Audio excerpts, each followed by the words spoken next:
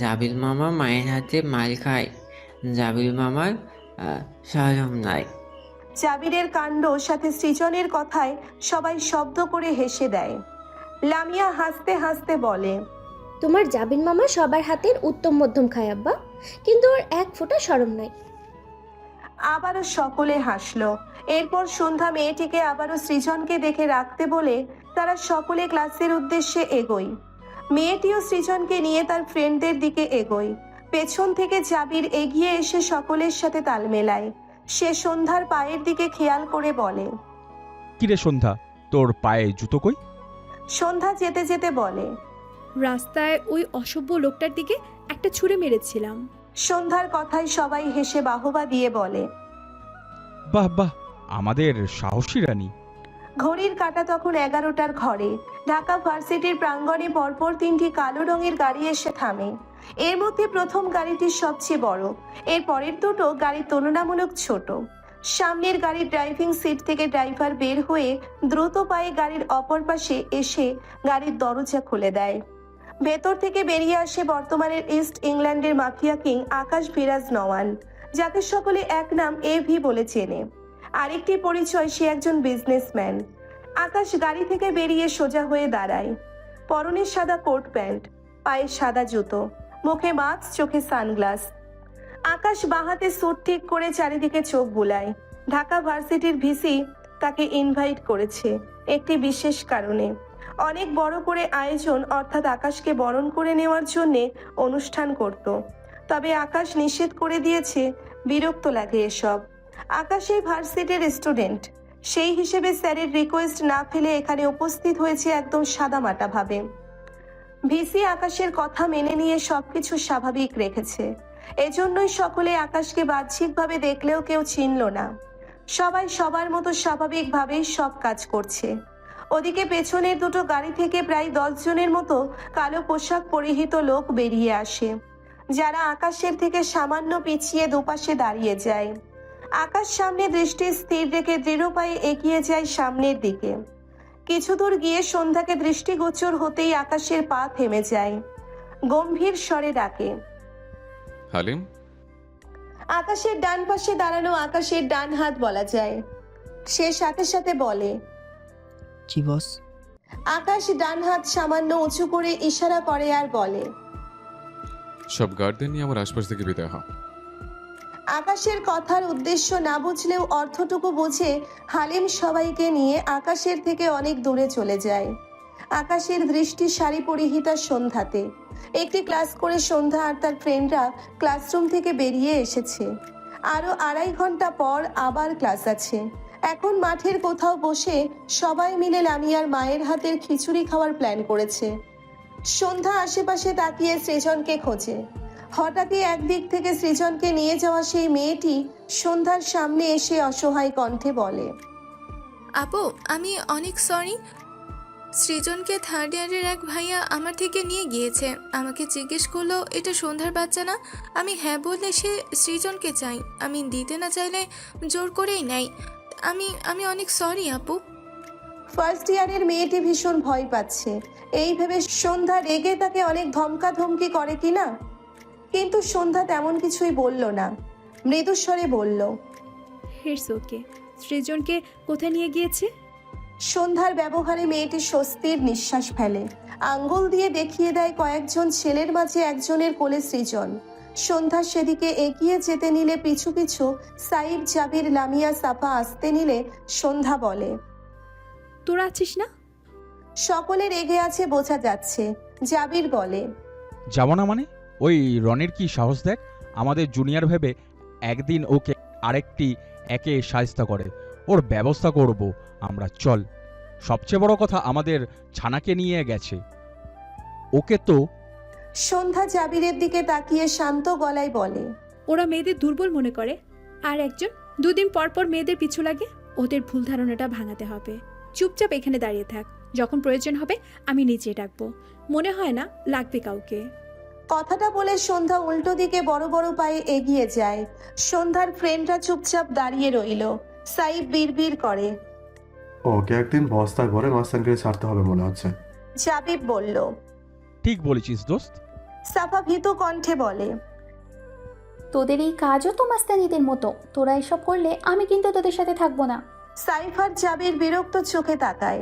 জাবির কটমট চোখে চেয়ে বলে, এই ভিতুর ডিম, বেশি ভয় পেলেই তোকে আগে বস্তায় ভরবো, এরপর তোর হাসিনা চাচ্চির গড়া পদ্মা সেতুর উপর থেকে ধাক্কা মেরে পদ্মা নদীতে ফেলে দিয়ে আসবো।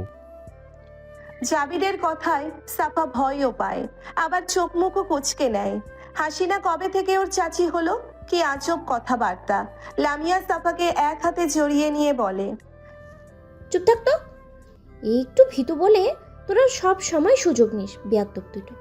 কেউ আর কিছু বলল না। সবাই সন্ধ্যার দিকে চেয়ে আছে। সন্ধ্যা ছেলেগুলোর সামনে এসে দাঁড়ায়। রনি ছেলেটি বাইকের উপর বসা। সে সন্ধ্যাকে উপর নিচ পরখ করে হেসে বলে, বিপদের সময় বন্ধুরা তোমার সঙ্গ দিল না বুঝি? কথাটা বলে দুঃখী দুঃখী শব্দ করে। সন্ধ্যা একজন ছেলের কোলে থাকা সৃজনের দিকে তাকায়।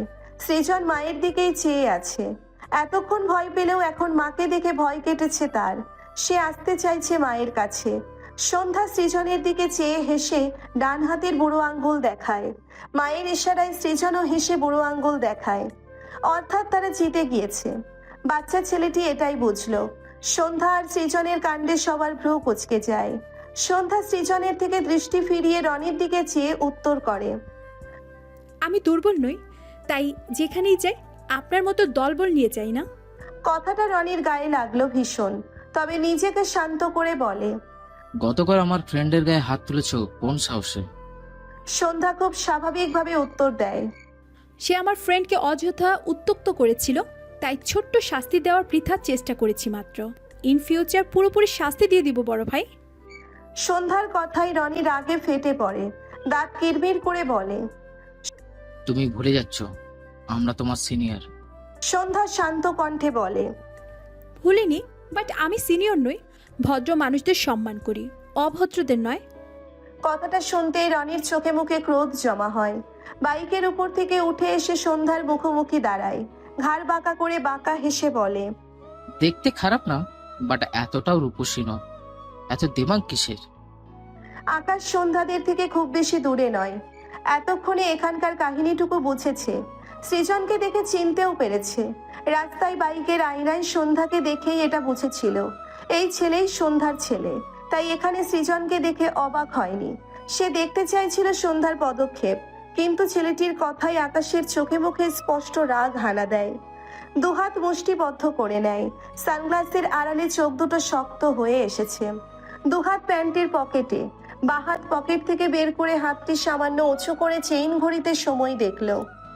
ঘড়ির কাঁটা ঠিক 11:15 আকাশ হাত নামিয়ে নেয়। আকাশ রনি ছেলেটির দিকে তাকায়।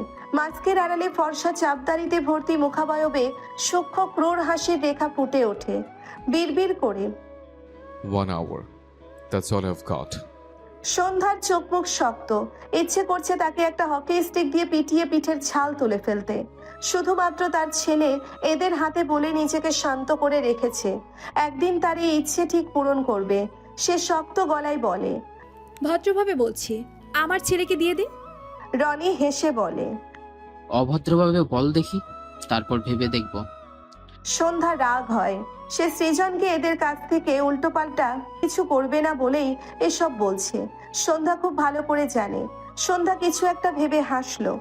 অতঃপর রনির দিকে চেয়ে রনির বলা কিছুক্ষণ আগের কথাই উত্তরে বলে, দেমাগ সবসময় রূপের নয়, গুণেরও হয়, জানেন তো।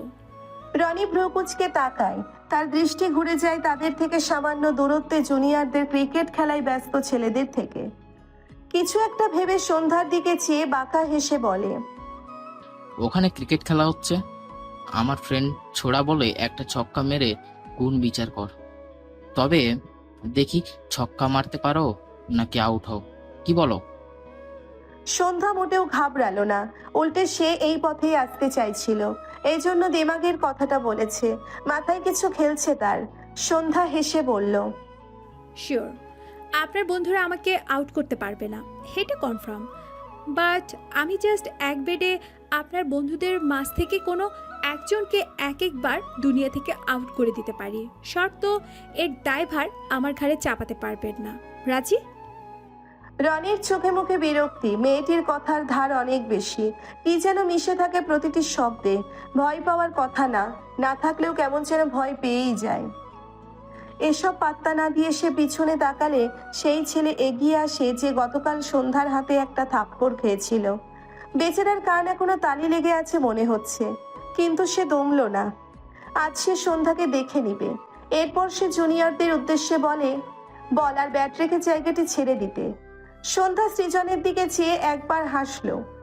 মায়ের হাসিতে সৃজন আনন্দ পায়, ভয় পায় না আর, সেও হাসে।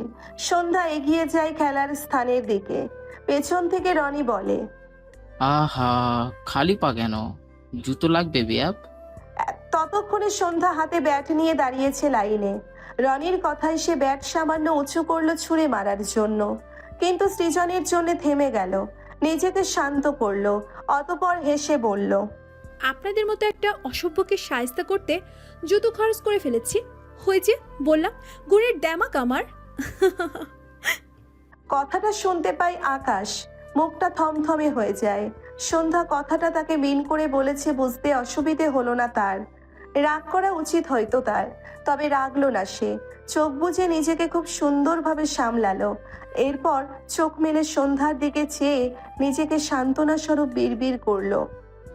আচ্ছা, ওকে। এদিকে সন্ধ্যার কথাটা শুনে রনি কটমট চোখে চাইল। এই মেয়ের মুখ হাত সব এত চলে, একটা বলের বাড়ি খাওয়ার পর বাকি সব ব্যবস্থা করবে। সন্ধ্যা ব্যাট পায়ের সাথে ঠেকিয়ে রেখে পরনের ওড়না গলায় দুবার প্যাঁচ দেয়। এরপর ব্যাট হাতে নিয়ে তার ফ্রেন্ডদের দিকে তাকায়। কিছু বোঝালো বোধহয়, সাইফ আর জাবিরও বুঝলো বোধহয়। হাসছে তারা সন্ধ্যার দিকে চেয়ে। সন্ধ্যাও হাসলো। লামিয়া সাফাকে নিয়ে আরাম করে মাঠের মাঝে বসে বলে, এই যাবি সাইফ, তোরা যা, আমরা আরাম করি একটু। অনেকদিন পর সন্ধ্যার ছক্কা দেখব, মজাই মজা। সাফার চোখে মুখে ভয়। লামিয়াকে হাসতে দেখে বলে, তুই হাসছিস কেন? সন্ধ্যা বিপদে পড়েছে দেখ। লামিয়া বিরক্ত হয়ে বলে, আরে সন্ধ্যার জন্য ওরা বিপদে আছে, দেখতে থাক ভিতর ডিম। জাবির আর সাইব এগিয়ে যায় সৃজনের দিকে। জাবির যেতে যেতে পিছু ফিরে লামিয়ার দিকে চেয়ে বলে, ওই বাংলাদেশি নানি, খবরদার খিচুড়ির বাটিতে হাত লাগাবি না, নয়তো তোকে সন্ধ্যার মতো একদিন ব্রিটিশ নারীর সার্টিফিকেট দিয়ে দিব, বলে দিলাম। লামিয়া মুখ ভেঙায়। ওর সার্টিফিকেটের ভয়ে সে যেন মরে যাচ্ছে। সাইব জাবিরকে টেনে নিয়ে যায় আর বলে, চুপ করবে আদব, মনে হয় জীবনে খাস নেই। জাবির কিছু বলল না, তাকালো সন্ধ্যার দিকে। সন্ধ্যা ঘাড়ের ব্যাগ আর হাতের ঘড়ি খুলে লামিয়ার দিকে ছুঁড়ে মারলে পাশ থেকে সাফা ভয় পেয়ে নিচু হয়ে যায়। লামিয়া জিনিসগুলো ঠিক ক্যাচ ধরে নেয়। সাফার দিকে চেয়ে হতাশ হলো। তার কপাল এটাই, একসময় সন্ধ্যা এমন ছিল সে ওকে টানতো, এখন হয়েছে সাফা। সন্ধ্যা হাতে ব্যাট ধরে ব্যাট করার ভঙ্গি করে তীক্ষ্ণ চোখে দেখে নেয় সেই ছেলেটির অবস্থান, যে সৃজনকে কোলে নিয়ে দাঁড়িয়ে আছে। এরপর দৃষ্টি ঘুরিয়ে তার সামনে দাঁড়ানো ছেলেটির দিকে তাকায়, যে বল করবে বলে প্রস্তুতি নিচ্ছে। সাইব জাবির রিল্যাক্স মুডে সৃজনের দিকে এগিয়ে যাচ্ছে।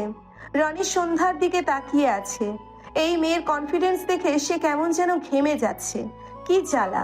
আকাশ দুহাত প্যান্টের পকেটে দুহাত গুজে রেখে দাঁড়িয়ে সন্ধ্যার দিকে তাকিয়ে সন্ধ্যার প্রতিটি গতিবিধি লক্ষ্য করছে। আশপাশ থেকে আরো অনেকেই তাকিয়ে আছে সন্ধ্যার দিকে। তখনই ভার্সিটির প্রাঙ্গণে আরো 3টি কালো গাড়ি প্রবেশ করে। একইভাবে গাড়ির ভেতর থেকে বেরিয়ে আসে জ্যাক ডালটন, যাকে সকলে জেডি নামে চেনে। জেডি সাউথ ইস্ট ইংল্যান্ডের মাফিয়া কিং। তাকেও একই কারণে ভার্সিটির ভিসি এখানে ডেকেছে। তার পরনে কালো কোট প্যান্ট, তবে মুখে মাস্ক নেই। সে আকাশকে পেছন থেকে দেখেই চিনেছে। হাতের ইশারায় গার্ডদের এখানে থামতে বলে সে কিছুটা এগিয়ে যায়। আকাশ কোনো দিকে তাকিয়ে আছে, খেয়াল করে সেদিকে তাকালে চোখ পড়ে সন্ধ্যার ব্যাটিং করার ব্যাপারটি। সে চিনতে পারে সন্ধ্যাকে। 2 বছর আগেই আকাশ আর সন্ধ্যার যা কাহিনী দেখেছিল, সেই হিসেবে সন্ধ্যার জন্য আকাশ এখানে দাঁড়িয়েছে বুঝতে পেরে সে কপালে 2 আঙ্গুল ঘষে একটু হেসেও ফেলল। সে এগিয়ে এসে আকাশের বাঁ পাশে দাঁড়িয়ে যায়। কিছু বলতে গিয়েও থেমে যায় সন্ধ্যার দিকে বল ছুটতে দেখে। সন্ধ্যার দিকে ছেলেটি বল ছুড়ে দেয়। ছেলেটি ইচ্ছে করে সন্ধ্যাকে আঘাত করতে বলটি ছুঁড়েছে। সন্ধ্যা ব্যাপারটিতে বিন্দুমাত্র ঘাবড়ায়নি, বরং সে জানতই এমনটা হবে। সন্ধ্যা ব্যাট দ্বারা খুব দক্ষ হাতে বলটি তার লক্ষ্য অনুযায়ী ছুঁড়ে দেয়। সবাই তাকায় সন্ধ্যার ছুঁড়ে দেওয়া বলটির দিকে। কয়েক সেকেন্ডের মাথায় বলটি সেই ছেলেটির ঠিক গোপনাঙ্গে গিয়ে লাগে। ছেলেটি সর্বশক্তি দিয়ে চিল্লিয়ে ওঠে। সকলে হতভম্ব হয়ে যায়। জেডি কেশে ওঠে। আকাশ বিস্ময় দৃষ্টিতে তাকায়।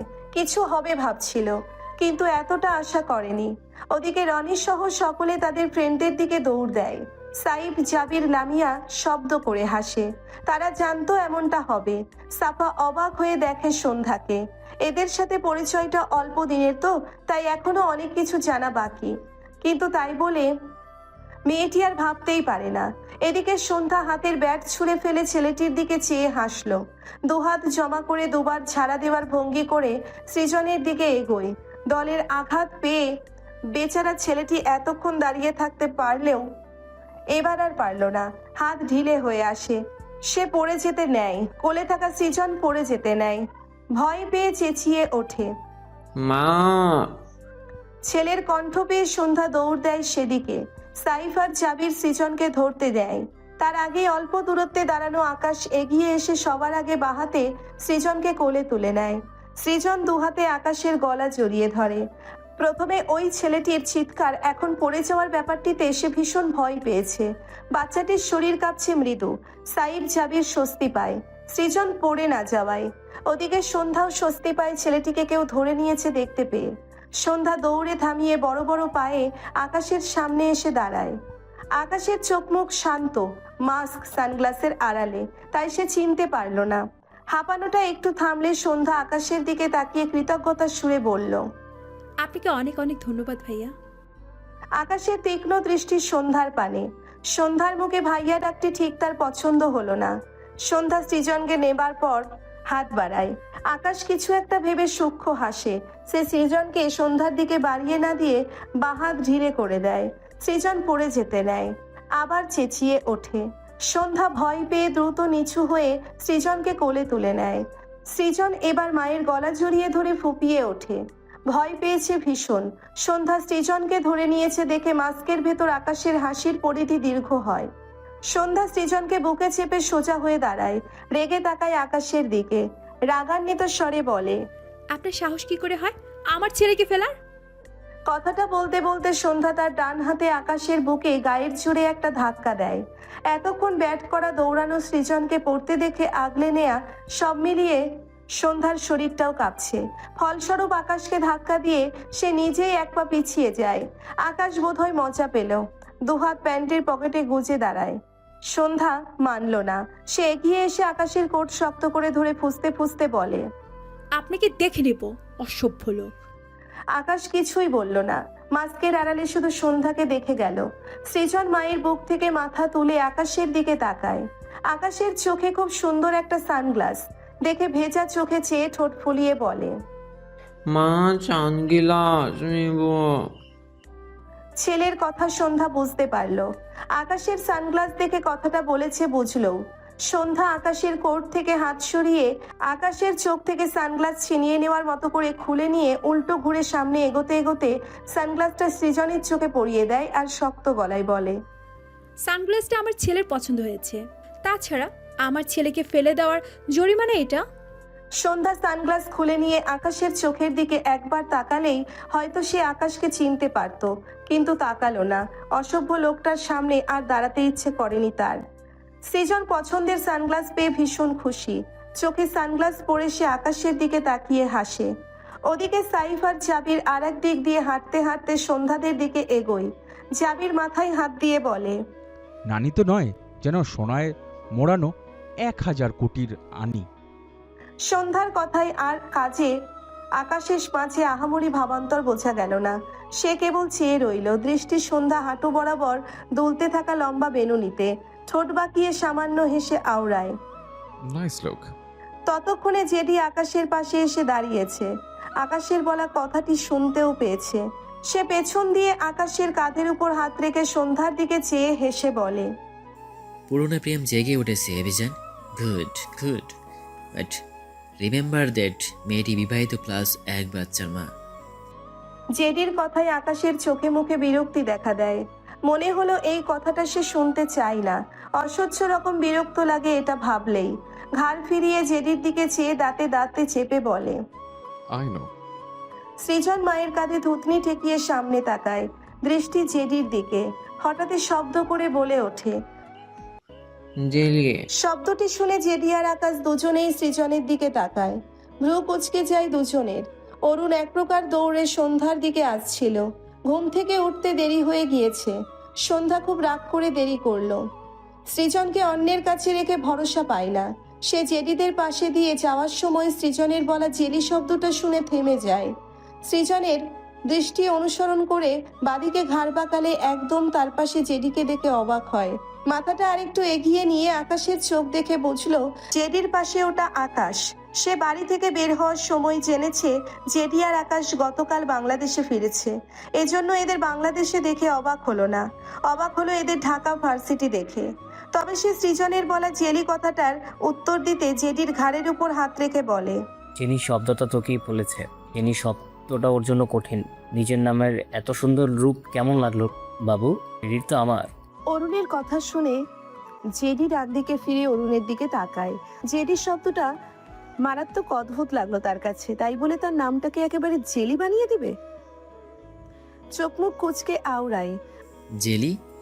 অরুণ হাসলো। জেডির পাশ থেকে আকাশ আর জেডির সামনে এসে দাঁড়ালো। জেডি চোখ ছোট ছোট করে বলে, বাচ্চারা তোর সাথে থাকে তাই না? অরুণ হেসে বলে, অবশ্যই, আমি ওর বাবা। কথাটা বলে পাশে উকি দিলে দেখলো আকাশ তার দিকে তাকিয়েছে। দেখে মনে হচ্ছে চোখ দুটোই রাগের আভা। অরুণের চোখ ছোট ছোট হয়ে আসে। মাথা চুলকানো ছেলেটা কিছুই তো মানে না আকাশ। সেই রেস ধরে পুরো 2 বছর বাংলাদেশে পা রাখলো না, কিন্তু রাগের সময় 16 আনার আগে। আজও পাবলিক। অরুণ দৃষ্টি ফিরিয়ে জেডির দিকে চেয়ে বলে, মানে আমি সৃজনের 2 নাম্বার মামা, বুঝলি? বাচ্চাটা আমাকে ছাড়া কিছুই বোঝে না। কি ভালো আমার বাচ্চা, মানে ভাগ্নেটা। কথাটা বলে আকাশের দিকে তাকালে মনে হয় আকাশ স্বাভাবিকই আছে। অরুণ স্বস্তি পেল। জেডি অরুণের দিকে এগিয়ে এসে কটমট চোখে চেয়ে বলে, তুই ইচ্ছে করে ওকে আমার নাম জেলি শিখিয়েছিস তাই না? অরুণ বাহাত এগিয়ে দিয়ে উৎফুল্ল কণ্ঠে বলে, বুঝলাম তুই জ্যোতিষী। আটটা দেখে বলে দে আমায়। জেডি বাঁকা হেসে বলে, আর দেখতে হয় না আমার। নেক্সট উইকে তুই অনামিকাকে বিয়ে করার জন্য রাস্তায় রাস্তায় করবে, লাইক পাগলা কুত্তা। জেডির মুখে হঠাৎ অনামিকা নাম শুনে অরুণের মুখ থমথমে হয়ে যায়। অবাক হলো না, কারণ তাদের ফ্রেন্ড আনিকার সাথে তার যোগাযোগ না থাকলেও আকাশ আর জেডির সাথে সে যোগাযোগ আছে, এটা অরুণ জানে। কিন্তু অবাক হয় জেডির বলা কথা শুনে। সে কেন অনামিকার পিছনে ঘুরতে যাবে? গত 2 বছরের বেশি যাকে দেখেই দেখলো না, তার পিছনে নতুন করে ঘুরবে কেন? অরুণ উত্তর করে, আমার রুচি আগের চেয়ে ভালো। বিবাহিত নারীদের দিকে তাকাই না। জেডি শব্দ করে হাসে। অরুণ বিরক্ত হয়, নিজেকে সামলে নেয় দ্রুত। হেসে বলে, শোন, সৃজনের জেলি খুব পছন্দের খাবার, বুঝলি? মাঝে মাঝে ওকে তোর কাছে পাঠিয়ে তুই জামা কাপড় খুলে নিজেকে সার্ভ করিস ওর সামনে। Best of luck. জেডি অদ্ভুত ভাবে আওড়ায়। হোয়াট? অরুণ হাসলো। জেডির দিকে মুখ এগিয়ে আনতে আনতে বলে, আয়, ভাগ্নের আগে আমি টেস্ট করে দেখি তো জেলের গোডাউনটার স্বাদ কেমন। জেডি হেসে নিজেও অরুণের দিকে এগোয়।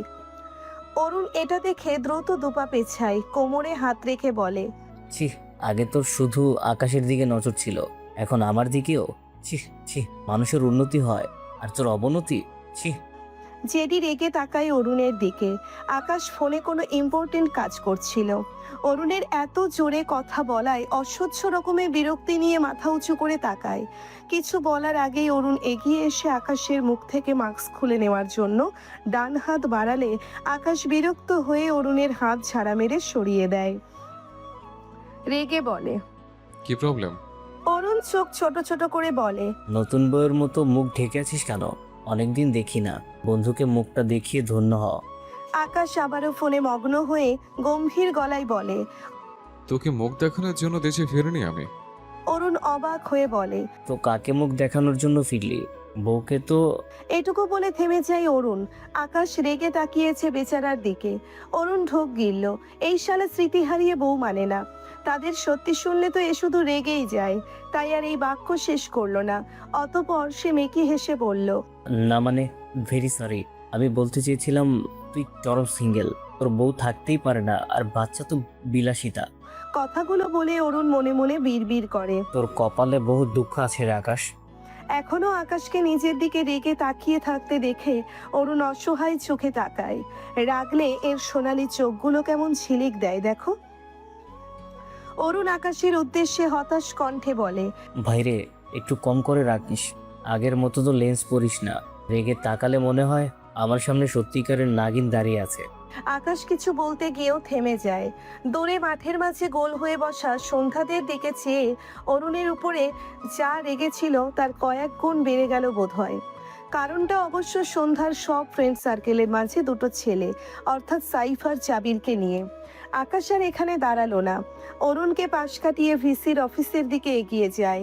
ডান দিকে ঘাড় বাঁকিয়ে আরেকবার দেখলো সন্ধ্যাদের, পায়ের গতি বাড়ালো। অরুণ আকাশকে যেতে দেখে স্বস্তি পেল। জেডির দিকে তাকিয়ে জিজ্ঞেস করে, তোদের মাঝে কি সব ঠিক হয়ে গেছে? জেডি থমথমে কণ্ঠে বলে, আমার সাথে এভির সব ঠিক হলে তো তোর আর তোর সকল আন্টির সাথে এভির মাঝে ঝামেলা চলতো টের।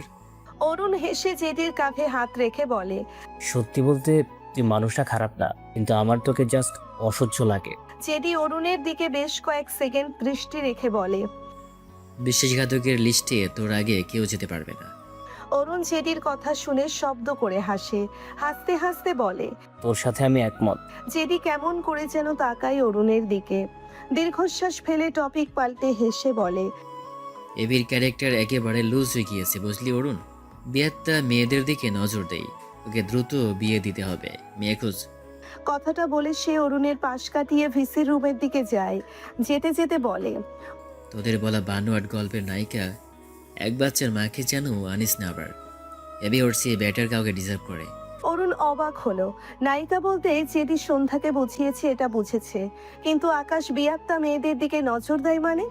ইংল্যান্ডে কোনো বিবাহিত মেয়েকে পছন্দ করে ফেলেছে নাকি আকাশ? কিন্তু এটা তো অসম্ভব। যেই পোলা সিঙ্গেল মেয়েদের দিকেই তাকায় না, সে বিবাহিত মেয়েদের দিকে তাকাবে? অরুণ মাথা চুলকালো। এই ছেলেটা তাকে টেনশনে ফেলার জন্য নিশ্চয়ই ভুলভাল বলে গেল। কিন্তু সন্ধ্যাকে নিয়ে এভাবে বলায় অরুণের রাগ হলো, সাথে আফসোসও হলো। ইস, আকাশের সব মনে থাকলে ওর সন্ধ্যা মালতীকে নিয়ে কেউ এভাবে বলছে শুনলে আকাশ কত না রিয়াক্ট করতো। অরুণ এসব চিন্তা বাদ রেখে সন্ধ্যাদের দিকে যেতে গিয়েও গেল না। আবার যখন ক্লাস থাকবে তখন আসবে, তাহলে সন্ধ্যা আর রাখবে না। এখন গেলে 4টে কথা শোনাবে তাকে। তাই অরুণ সন্ধ্যাদের উল্টো দিকে পথ ধরল। সন্ধ্যাকে শান্ত দেখে বুঝলো ও এখনো আকাশকে দেখেনি, নয়তো সন্ধ্যা এত রিল্যাক্স থাকতো না। দেখা যাক এদের কি হয়। সে আর আসমানি নওয়ান কিছুক্ষণ আগে আকাশের বাংলাদেশে আসার খবর জানতে পেরে আসমানি নওয়ান আকাশকে কল করলে আকাশ জানিয়েছে তার কিছু কাজ আছে, আজ সন্ধ্যার পর বাড়ি ফিরবে। ভার্সিটির মাঠে বসে সন্ধ্যারা 5 বন্ধু মিলে খিচুড়ি খেয়েছে। যদিও সন্ধ্যা লামিয়ার হাত থেকে শুধু 2বার মুখে নিয়েছিল, সকলে অনেক জোর করায়। তার নাকি খেতে ইচ্ছে করছিল না। কোনো কারণে সন্ধ্যা আপসেট, এটা সবাই বুঝলেও জিজ্ঞেস করেনি। বলবি না এই মেয়ে মারাত্মক চাপা স্বভাবের। খাবার শেষে সন্ধ্যা সহ তার ফ্রেন্ডরা একটা শপের উদ্দেশ্যে বের হয়, কারণ সন্ধ্যার পায়ে জুতো নেই। এখন জুতো না কিনলে ভার্সিটির পরবর্তী ক্লাসগুলো খালি পায়ে করতে হবে। তাছাড়া ক্লাসের মাঝে গ্যাপ আছে, এজন্য সবাই বেরিয়েছে ভার্সিটি থেকে। লামিয়ার স্কুটিতে লামিয়া আসছে, জাবির আর সাইব জাবিরের বাইকে, সাথে সৃজন। মায়ের সাথে স্কুটি করে ঘোরাফেরাই পছন্দ হলেও বাইক সৃজনের বেশি পছন্দের। সৃজনের এই অভ্যেসটা অবশ্য জাবিরই করিয়েছে। সে সুযোগ পেলেই সৃজনকে নিয়ে এদিক ওদিক চক্কর দিয়ে নিয়ে যাবে। সন্ধ্যার সাফা সন্ধ্যার স্কুটিতে, সাফা লামিয়ার স্কুটিতে কখনো ওঠে না, উঠলে সবসময় সন্ধ্যার স্কুটিতেই ওঠে। ওর মতে লামিয়া স্কুটি চালাতে পারে না, ভয় পায় সে লামিয়ার স্কুটিতে উঠতে। মূলত লামিয়া জোরে চালায়, সাথে হঠাৎ এদিক থেকে ওদিক নেয়, কিন্তু সন্ধ্যা সৃজনকে নিয়ে সব সময় সাবধানে চালায়, গতিও কম থাকে। আর সাফাও স্বস্তি পায় সন্ধ্যার স্কুটিতে ওঠে। শপের সামনে এসে সন্ধ্যা স্কুটি সাইড করে। এরপর 2 বান্ধবী নেমে পড়ে স্কুটি থেকে। লামিয়া জাবিরদের বাইক আর স্কুটি সাইড করা দেখে বুঝলো ওরা তাদের আগেই এসে পৌঁছিয়েছে। সন্ধ্যা সাফার হাত ধরে ভেতরে যেতে নিলে সাফা সন্ধ্যার হাত টেনে ধরে। সন্ধ্যা প্রকুচকে বলে, কিছু বলবি? সাফা জিজ্ঞেস করে, ওভাবে ব্যাটিং করলি কিভাবে? তোকে চিনতেই পারছিলাম না। সন্ধ্যা মৃদু হেসে বলে, এটা এমন কিছু নয়। ছোটবেলা আমার 2টা ভাই আমাকে নিয়ে ক্রিকেট খেলতো, ভালো লাগতো আমার। এরপর অনেক কারণে ঘরকুনো হয়ে গেলাম, ভুলেই গিয়েছিলাম। কিন্তু ভার্সিটিতে এসে সাইফ জাবিদের সাথে খেলেছিলাম বেশ কয়েকবার। ওরা প্রশংসা করেছিল। ছোটবেলা ভালো লাগতো, সেখান থেকেই শুধু ব্যাটিংটা পারি, আর কিছু পারি না। সাফা ভ্রুকুচকে বলে, তোর তো একটা ভাইয়া, মানে সৌম্য ভাইয়া, আজ দুটো বললি কেন? সাফার কথায় সন্ধ্যার মুখ থমথমে হয়ে যায়, ভাবুক হয়। কিছুক্ষণ পর বলে, ভাইয়া তো একটাই, তবে কিছু কিছু ঘটনায় 2টো ভাই ছিল। সাফা অবাক হয়ে বলে, সৌম্য ভাইয়া দুটো হয়ে যেত নাকি? সাফার বোকা কথায় সন্ধ্যা হেসে ফেলে। কথাটা বলে সাফা নিজেই বোকা বনে যায়। সন্ধ্যা নিজেকে সামলে বলে, এমন নয়, আরেকদিন বলবো। লামিয়া যে বলে আগে তুই ভীতু ছিলি, ও মেবি মিথ্যে বলে, তাই না? আজকের পর তো আমি জীবন নিয়েও এটা বিশ্বাস করব না। তোর অনেক সাহস। ওই ছেলেরা কত বাজে, তবুও তুই ওদের সাথে কিভাবে কথা বলছিলি? ভয় তো আমার হাত পা ঠান্ডাই হয়ে গিয়েছিল। কথাটা বলে সাফা সন্ধ্যার দুহাত ধরে বলে, এই দেখ, এখনো আমার হাত ঠান্ডা হয়ে আছে। সন্ধ্যা খেয়াল করলো সত্যিই সাফার হাত দুটো স্বাভাবিকের চেয়ে একটু ঠান্ডা। সাফার দিকে তাকায় সে। তার মাঝে মাঝে মনে হয় আগের নিজের কার্বন কপি এই সাফা।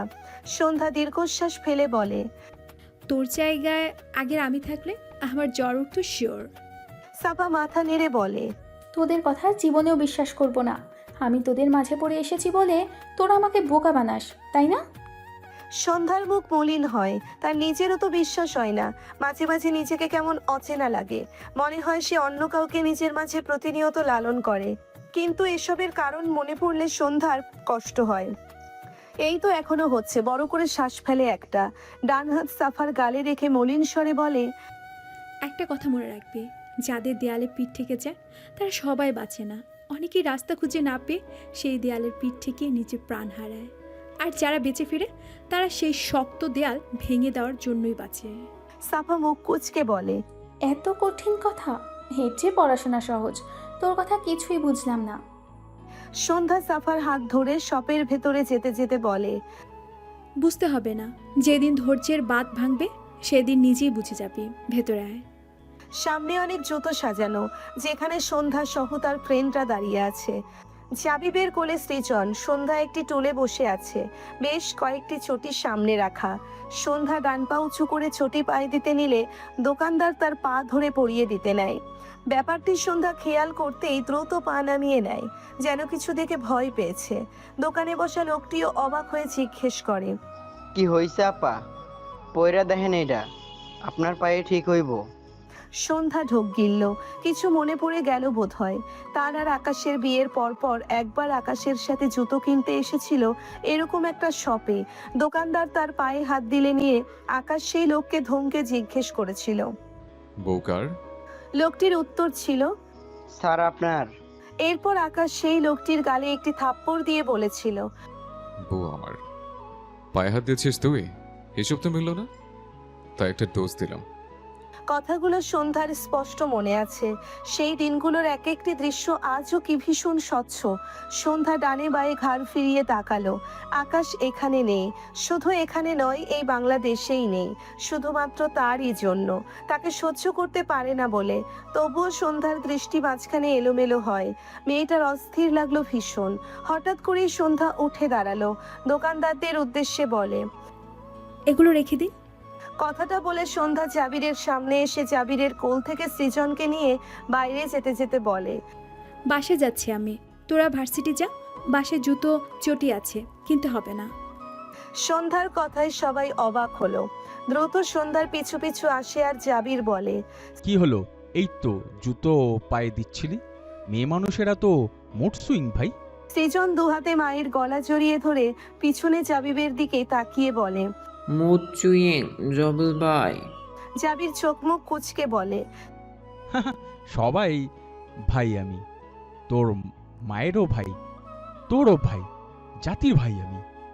সৃজন মুখে হাত দিয়ে হেসে বলে, জবল ভাই, জাতিল ভাই।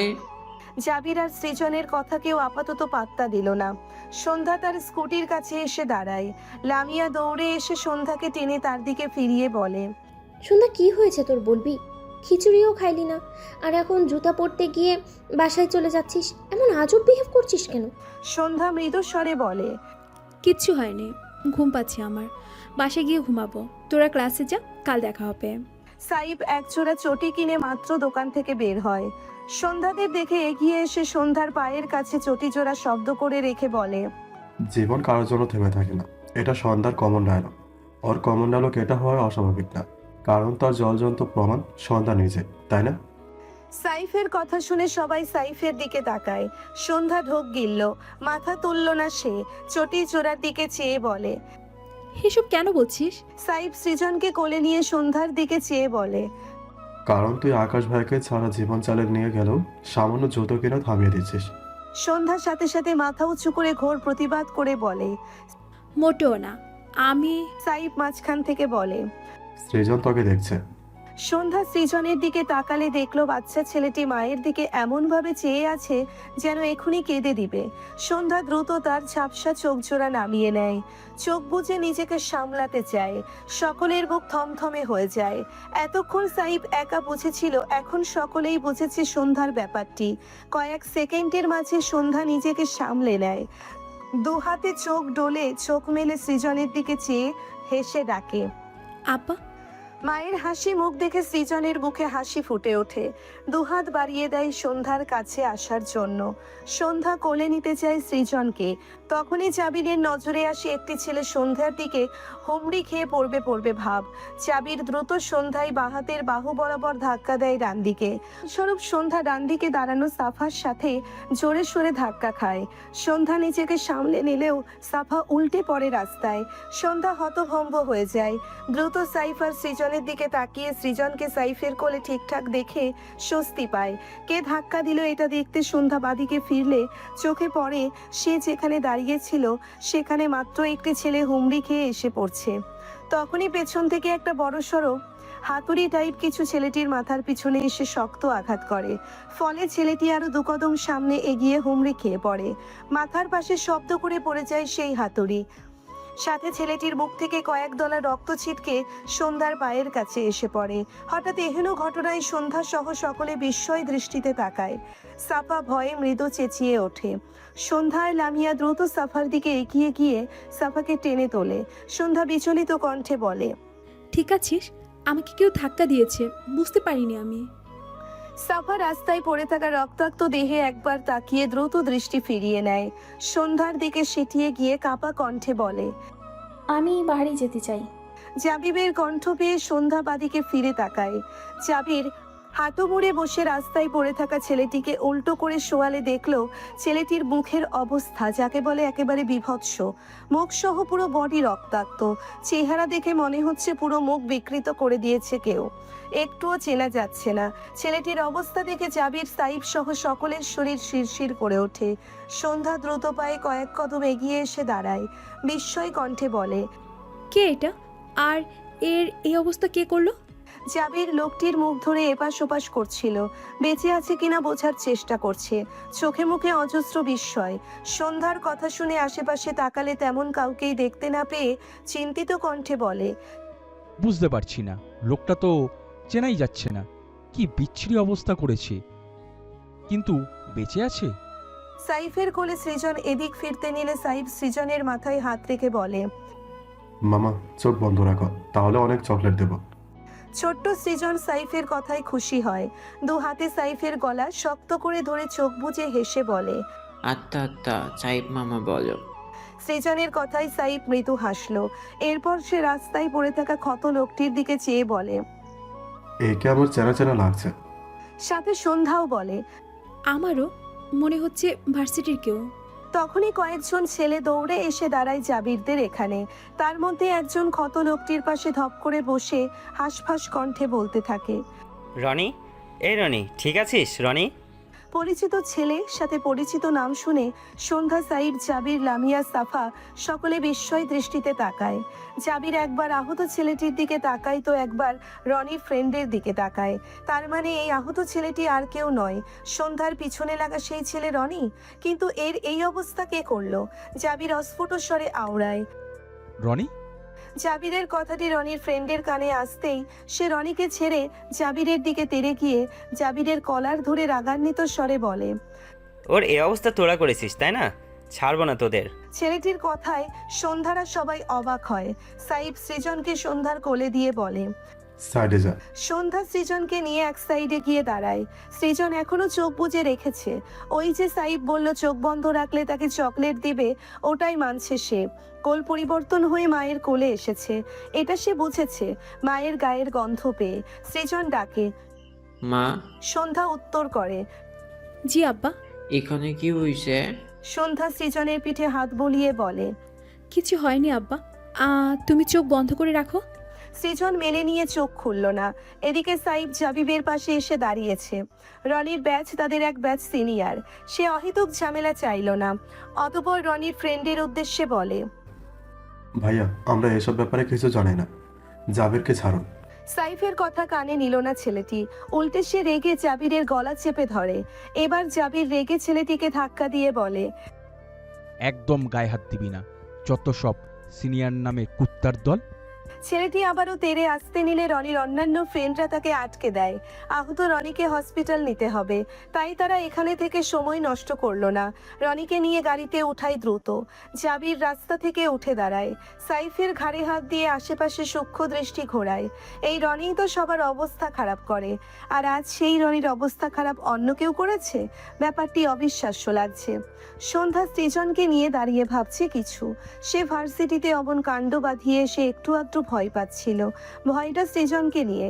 ভার্সিটির এসব ছেলেপেলেদের থেকে যতই সাময়িক নিজেদের রক্ষা করুক, কখনো না কখনো ঝামেলায় পড়তে হয়, এসব সন্ধ্যা জানে। তাছাড়া ভার্সিটি আসার পর থেকে দেখেছে এই রনি ছেলেটা ভীষণ বেয়াদব টাইপ, কম বেশি সবার পিছনেই লাগতো। কিন্তু আজ আর এই অবস্থা কে করলো এর হিসাব মিলছে না। অমন বিভৎস মুখ চোখে চোখ পড়লেই সন্ধ্যার শরীর শিউরে ওঠে। তখনই সন্ধ্যার ডান কানের কাছে অপরিচিত ছেলে কণ্ঠে কয়েকটি শব্দ ভেসে আসে, আজকের ব্যাটিং জাস্ট ওয়াও ছিল। সন্ধ্যা ঝাঁকি দিয়ে ওঠে। দ্রুত ঘাড় ফিরিয়ে পিছনে তাকালে কাউকে দেখতে পায় না। আশেপাশে তাকিয়েও তেমন কাউকে দেখতে পায় না। পিছনে দাঁড়ানো লামিয়া আর সাফা এগিয়ে এসে বলে, কি হয়েছে সন্ধ্যা? সন্ধ্যা চারিদিকে তাকাই আর চিন্তিত কণ্ঠে বলে, কে যেন আমার পিছনে এসেছিল, কি সব বলে গেল, তোরা দেখেছিস? লামিয়া সাফা মাথা নেড়ে না বোঝায়। লামিয়া বলে, অনেক মানুষই তো রাস্তা দিয়ে যাওয়া আসা করছে, কাকে ধরবো? কি বলেছে তোকে? সন্ধ্যা ছোট করে বলে, কিছু না। সৃজন ডান দিকে কোনো একজনের দিকে চেয়ে আছে। হঠাৎ ডান হাত সেদিকে তাক করে বলে, মা, মা দেখো, ইয়া বলো, কালো বিলাই, ইয়ো যে। সৃজনের কথায় সন্ধ্যা সৃজনের তাক করা হাত অনুসরণ করে সেদিকে তাকায়। চোখে পড়ে একজন লোককে, যে সম্পূর্ণ কালো পোশাকে মোড়ানো। পেছন থেকে একটু আধটু চুল যে দেখা যাবে তাও দেখা গেল না। সন্ধ্যার কাছে সবচেয়ে বেশি বিরক্ত লাগলো ছেলেটির গা আর মাথা ডানে বায়ে অনবরত দুলানো, মনে হচ্ছে রাস্তায় নাচতে বেরিয়েছে। সন্ধ্যা বিরক্তি কণ্ঠে বলে, ওটা বিড়াল নয় আব্বা, ওটা জোকার। মায়ের কথা সৃজনের বোধহয় পছন্দ হলো। সে ঘোর বিরোধিতা করে বলে, ও তো সাদা চোখের বেলায়। সন্ধ্যার ফোন বেজে উঠলে সে সৃজনের কথার উত্তর করলো না। ব্যাগ থেকে ফোন বের করে দেখলো ইরার কল। সন্ধ্যা কল রিসিভ করে ফোন কানে নেয়। কিছু বলার আগেই ওপাশ থেকে ইরার কান্নার কণ্ঠ শুনতে পেয়ে সন্ধ্যা বিচলিত কণ্ঠে বলে, ভাবি কি হয়েছে? ভাবি, ভাইয়া কোথায়? তুমি কাঁদছো কেন? ইরা ফোপাতে ফোপাতে বলে, সৌম্যকে পুলিশ ধরে নিয়ে গেছে। সন্ধ্যা, কিছু করো তুমি। কথাটা শুনে মনে হলো সন্ধ্যার মাথায় আসমান ভেঙে পড়লো। তার ভাইয়াকে পুলিশ কেন ধরে নিয়ে গেছে? কেন? সন্ধ্যা ঢোক গিলে বলে, কেন ভাবি? ইরা কান্না গিলে নিয়ে বলে, আমি কিছুই জানি না। তোমার ভাইয়া ভার্সিটি যাবে বলে বেরিয়েছিল, তখনই পুলিশ এসে কিছু না বলেই নিয়ে গেল। সন্ধ্যার চোখের কোণে পানি জমে। তার ভাইয়াকে জেলে দেখার ভাগ্য থেকেও সে বঞ্চিত হলো না। মেয়েটা নিজেকে সামলে কোনো মতে বলে, চিন্তা করো না ভাবি, আসছি আমি। কথাটা বলে সন্ধ্যা কল কেটে দেয়। এদিকে সাইব জাবির এসে দাঁড়িয়েছে এখানে। সন্ধ্যাকে এরকম রিয়াকশন দিতে দেখে সবাই অবাক হয়ে জিজ্ঞেস করে, কি হয়েছে সন্ধ্যা? সন্ধ্যা ঝাপসা চোখে চেয়ে বলে, আমার ভাইয়াকে পুলিশে ধরে নিয়ে গেছে, এখন আমি কি করব? সন্ধ্যার কথায় সকলে বিস্মিত হয়। সৌম্য ভাইয়াকে জেলে কেন নিয়ে যাবে? আজব তো। আপাতত এসব প্রশ্নের উত্তর খোঁজা বাদ দিল সবাই। জাবির সৃজনকে কোলে নিয়ে সবার উদ্দেশ্যে বলে, দ্রুত পুলিশ স্টেশনে চল। সমু ভাইকে লকআপে ঢোকানোর আগেই ওইখানে পৌঁছাতে হবে। সন্ধ্যাকে এখনো থম মেরে দাঁড়িয়ে থাকতে দেখে জাবির সন্ধ্যার দিকে চেয়ে আবারও বলে, আরে সাহসী রানী, ভেঙে পড়িস কেন? আমরা থাকতে সমু ভাইকে লকআপে ঢোকানোর ক্ষমতা কারোর বাপের হবে না। B positive.